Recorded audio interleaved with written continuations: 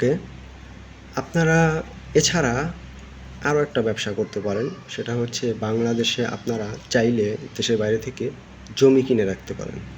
তবে অবশ্যই যারা বৈধ আছেন, জমি কেনার আগে অবশ্যই নিজে গিয়ে ওই জমিটা দেখতে হবে যে আপনি যে জমিটা কিনতেছেন আপনার বাড়ির পাশে হলে তো ভালো হয়, দূরের হলে অবশ্যই ওই জমি সম্পর্কে যারা ভালো বুঝে, কাগজপত্র যারা যারা আইনজীবী আছে, যারা ওই এলাকার সার্ভে করে, আমিন নিয়ে পড়াশোনা করছে, মাপঝোপ করে আর কি, অথবা যারা ভূমি অফিসে চাকরি করে, তাদের সাথে যোগাযোগ করে এই জমি সম্পর্কে সম্পূর্ণ এ টু জেড জানতে হবে। ঠিক আছে? বিশেষ করে যারা পর্চা, খতিয়ান, মৌজা এগুলা নিয়ে জমি জমার বিষয়ে যারা ভালো জানে তাদের সাথে আলোচনা করে আপনার এই জমি সম্পর্কে ভালো জানতে হবে। আপনি মনে রাখবেন এখন আপনার টাকা আছে, বাট এই টাকাটা আপনি যদি রেখে দেন, কোনো কারণে আপনি ভেঙে ফেলবেন, এটা আপনার কোনো কাজে আসবে না। বাট আপনি যদি জমি কিনে রাখেন, এই জমিটা ভবিষ্যতে আপনি যখন দেখবেন যে আমার কাছে তখন টাকা পয়সা নাই, জাস্ট জমি আছে, আপনি চাইলে ওই জমি বিক্রি করেও, জমির দাম কিন্তু আপনারা জানেন যে ঢাকা শহরে 20 বছরে দাম বেড়েছে 100 গুণ। এমনকি গ্রাম অঞ্চলে জমির দাম কিন্তু বাংলাদেশে কমে না। বাংলাদেশের ভৌগোলিক অবস্থাটা এরকম পর্যায়ে যে জমির দাম যত দিন যাবে তত বাড়বে।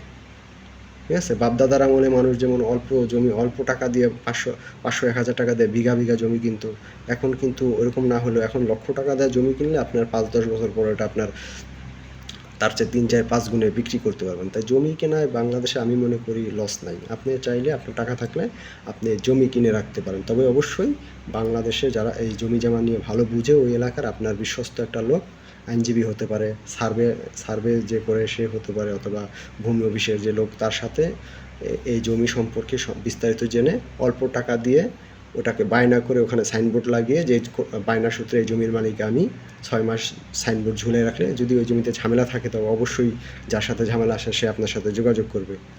ওকে, আর যদি আপনি একা কিনতে না পারেন, আপনি আপনার স্থানীয় আপনার এলাকার যদি আরও কেউ দেশের বাইরে থাকে তার সাথে যৌথ উদ্যোগে এই জমিটি কিনতে পারেন।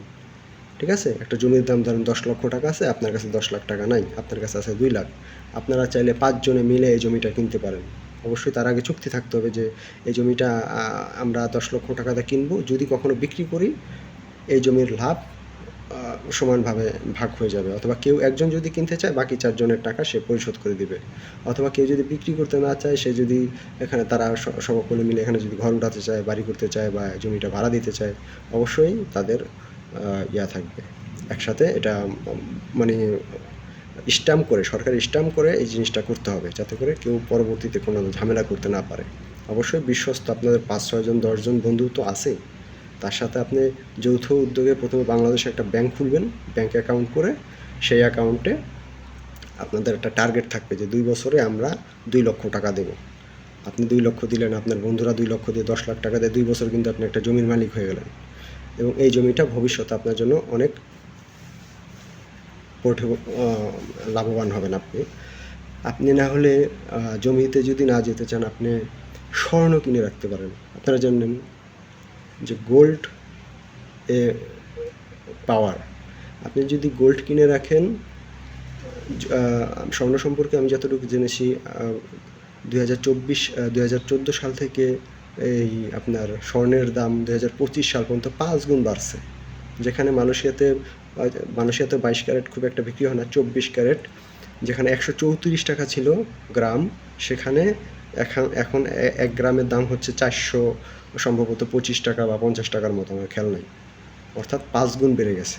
আপনি চাইলে, যদি আপনি কোনো কিছু করতে ভালো না লাগে যে আমি জমি জমা, গরু ছাগল বা বিকাশ টিকাশ এগুলো কোনো কিছুই করবো না, আমি আমার টাকাটা যাতে মানে 1 লাখ টাকা আছে 10 বছর পরে যাতে এই 1 লাখই না থাকে, কারণ আপনার টাকার দাম তো কমে যায় ইনফ্লেশনের কারণে। ঠিক আছে? 1 লাখ টাকা দিয়ে আপনি এখন যা করতে পারবেন 10 বছর পর তো এটা করতে পারবেন না, 10 বছর পর এটার দাম হয়ে যাবে 50,000-এর মতো। তাই আপনি আপনার টাকাটাকে স্বর্ণ কিনে রাখতে পারেন। স্বর্ণ কিনে রাখলে এই স্বর্ণটা আপনার একসময় দাম হবে, আপনি তখন ওটা বিক্রি করে আপনি অনেক কিছু করতে পারবেন। অর্থাৎ টাকার যদি দাম কমেও যায়, স্বর্ণের দাম কিন্তু কমে না, এটা দাম বাড়তে থাকে। এই কারণে আপনি স্বর্ণ, বাংলাদেশের বিভিন্ন লকার আছে ব্যাংকের, ওখানে ব্যাংকের লকারে যদি রেখে দেন তাহলে ওটা সেফ থাকবে। বছরে হয়তো বা তারা অল্প কিছু চার্জ কাটে। এভাবে আপনারা ব্যবসা করতে পারবেন।